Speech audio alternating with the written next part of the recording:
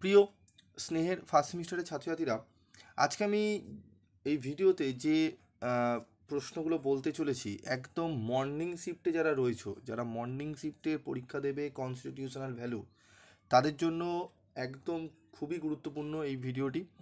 একদম তোমরা ধরে নাও এই ভিডিওটা যদি করো, তোমরা কেউ মর্নিং শিফটে যারা রয়েছো কেউ ফেল করবে না যদি উত্তর ঠিকঠাক করে পড়ে যাও, কারণ কোশ্চেন তোমরা 100% কমন পাবে। একটি মডেল এবং মক টেস্ট পেপার আমি তোমাদের জন্য সেট করেছি।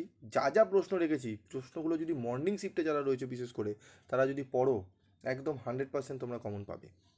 এবং তোমরা যদি চাও যে ডে শিফটেরও এরকমই মডেল প্র্যাকটিস সেট দেওয়ার এবং ইভিনিং শিফটের, অবশ্যই তোমাদের প্রচুর লাইক এবং কমেন্টস করতে হবে। যারা যারা ডে শিফটে রয়েছে, ইভিনিং শিফটে রয়েছে, প্রত্যেকে লিখবে ডে শিফটের মক টেস্ট পেপার চাই, ডে শিফটের মক টেস্ট পেপার চাই এবং ইভিনিং শিফটের মক টেস্ট পেপার চাই। তো প্রশ্নগুলো যেগুলো বলছি ভালো করে শুনবে, এই প্রশ্নগুলো করে যাও। পরীক্ষা দিয়ে এসে তারপর তুমি পিভি স্টাডি ক্লাসের কমেন্ট তুমি জানিও যে পরীক্ষা তোমাদের কেমন গেল। একদম 100% পরীক্ষা তোমাদের ভালো যাবেই যাবে। যে প্রশ্নগুলো এখানে রাখা হয়েছে, একদম প্রশ্নপত্রে গিয়ে তোমরা এই প্রশ্নপত্রটাই দেখতে পারবে। তো চলো দেখে নিই আমাদের সেট ওয়ান মানে মর্নিং শিফট। মডুল 1 থেকে তোমরা জানো 25 নম্বরে দুটি প্রশ্ন দেওয়া থাকবে, একটি করতে হবে। আজকে শুধু প্রশ্নও বলবো না, সাথে উত্তরগুলো নিয়েও আলোচনা করবো, এবং উত্তরগুলো তোমরা ফ্রি অফ কস্টে নোটস পেয়ে যাবে। তোমরা জানো পিভি স্টাডি ক্লাসের প্রত্যেকটা চ্যাপ্টারে বা সাবজেক্টেরই কিন্তু ফ্রি অফ কস্টে নোটস দেওয়া হয়, শুধু আলোচনা করে ছেড়ে দেওয়া হয় না। ঠিক আছে, আলোচনা করলে শুধু ভিউটাই বাড়বে, আমার লাভ আমার কিছু হবে না, মানে তোমাদের হবে না। তোমাদের লাভ কখন হবে? যখন আমি এই স্টাডি মেটেরিয়ালটা তোমাদের ফ্রি অফ কস্টে তোমাদের প্রোভাইড করব। ঠিক আছে, অনেকে করে না কারণ এগুলোকে সেল করতে হবে বলে।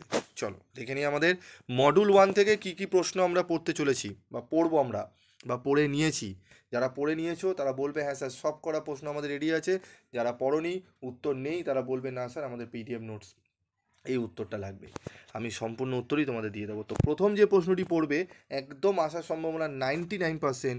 এই যে স্ক্রিনে দেখতে পাচ্ছ তোমরা এই প্রশ্নগুলো, ভারতীয় সংবিধানের স্বরূপ আলোচনা করো, সংবিধানের বৈশিষ্ট্য আলোচনা করো, আইনের শাসন বলতে কী বোঝো, আইনের শাসন সম্পর্কে ডাইসির অভিমত ব্যাখ্যা করো, সংবিধান এবং সংবিধানবাদ কাকে বলে, সংবিধানবাদ ও সংবিধান ও সংবিধানবাদের মধ্যে পার্থক্য আলোচনা করো। অত্যন্ত গুরুত্বপূর্ণ, মোস্ট ইম্পর্টেন্ট প্রশ্ন এগুলো। একদম তোমরা ধরে নাও এই প্রশ্নটা তোমরা মর্নিং শিফটে গিয়ে পাচ্ছ।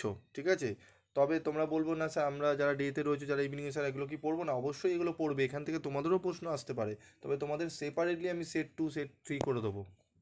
তারপর দেখো, ভারতের সাংবিধানিক মূল্যবোধের ক্ষেত্রে ন্যায় বিচার ও স্বাধীনতা, সাম্য এবং সৌভ্রাতৃত্বের ধারণা আলোচনা করো। এই প্রশ্নটি তো অবশ্যই পড়বে। ন্যায় বিচার, স্বাধীনতা, সাম্য এবং সৌভ্রাতৃত্বের ধারণা, এই প্রশ্নটি পড়ে নিলে, যদি তোমরা মনে করো যে না স্যার আমরা তো পড়বো না, আমরা যদি এই প্রশ্নটাই পড়ি, ভারতের সংবিধানের মূল্যবোধের ক্ষেত্রে ন্যায় বিচার, স্বাধীনতা, সাম্য ও সৌভ্রাতৃত্বের ধারণা দাও, মানে ক্ষয়ের কোশ্চেনটা, তাহলেও হবে। তোমরা ক্ষয়ের প্রশ্নটা পড়ে গেলেও তোমরা প্রশ্ন কমন পেয়ে যাবে 100%, একটা 25 অ্যাটেন্ড করে দিতে পারবে মডেল 1 থেকে। বোঝা গেল কি বললাম? চলো এবার মডেল 2 থেকে দেখে নিই কী প্রশ্ন পড়তে হবে। মডেল 2 থেকে মাত্র দুটি প্রশ্ন, মাত্র। ভারতীয় সংবিধানে উল্লেখিত মৌলিক কর্তব্যগুলি এবং তার গুরুত্ব আলোচনা করো। গুরুত্ব দিতে পারে, তাৎপর্য দিতে পারে। ঠিক আছে, তো তোমাদের এই প্রশ্নটা ভালো করে পড়বে। এর সাথে যেটি পড়বে, মৌলিক কর্তব্যের তোমাদের সীমাবদ্ধতা। ঠিক আছে, মৌলিক কর্তব্যের আইনি ব্যবস্থা এবং তার সীমাবদ্ধতা। তো তোমরা একটা কাজ করবে, মৌলিক কর্তব্যের সমালোচনা বা সীমাবদ্ধতা ভালো করে পড়বে, এবং এর সাথে মৌলিক কর্তব্যের আইনি ব্যবস্থা। ঠিক আছে, এটা একটু পড়ে নেবে। ঠিক আছে, এই প্রশ্নটা কিন্তু অনেকটাই গুরুত্বপূর্ণ। তবে আমি বলবো তোমাদের আইনি মর্যাদা বিশ্লেষণ করো, এইভাবে দিতে পারে প্রশ্নটা। ঠিক আছে, ভারতের সংবিধানের মৌলিক কর্তব্যের আইনি মর্যাদা বিশ্লেষণ করো, এইভাবে প্রশ্নটা কিন্তু তোমাদের টানতে পারে। ঠিক আছে, তখন তোমরা কি করবে, তোমরা আইনি ব্যবস্থাটা আলোচনা করবে, তার সীমাবদ্ধতা আলোচনা করবে। একদম মডেল পেপারটি তোমরা ভালো করে দেখে নাও। ঠিক আছে, আর ওপরে যদি প্রশ্নটা দিতে পারে কয়েকটা, ভারতীয় সংবিধানে উল্লেখিত মৌলিক কর্তব্যগুলি এবং তার গুরুত্ব আলোচনা করো। ঠিক আছে, এই প্রশ্নগুলো ভালো করে পড়বে।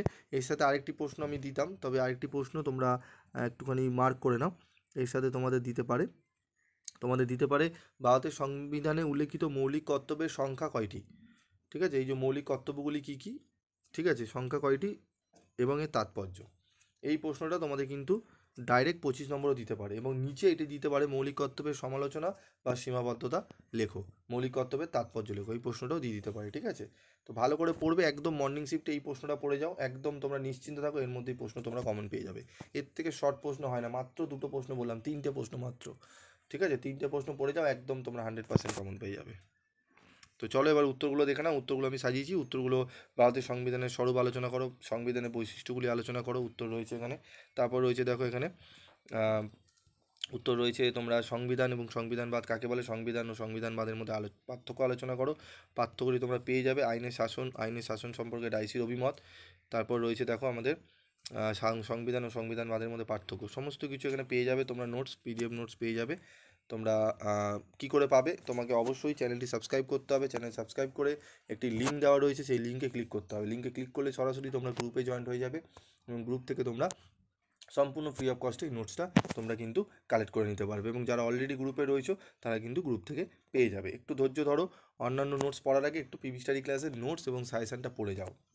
ঠিক আছে, ভুলতে পারবে না, অন্য কোনো সেমিস্টারে তোমরা পিভি স্টাডি ক্লাসের সাজেশান তোমাদের যতই যার সাজেশান দেখো, পিভি স্টাডি ক্লাসের সাজেশান তোমাদের দেখতেই হবে। আজকের মতো ভিডিওটি শেষ করছি।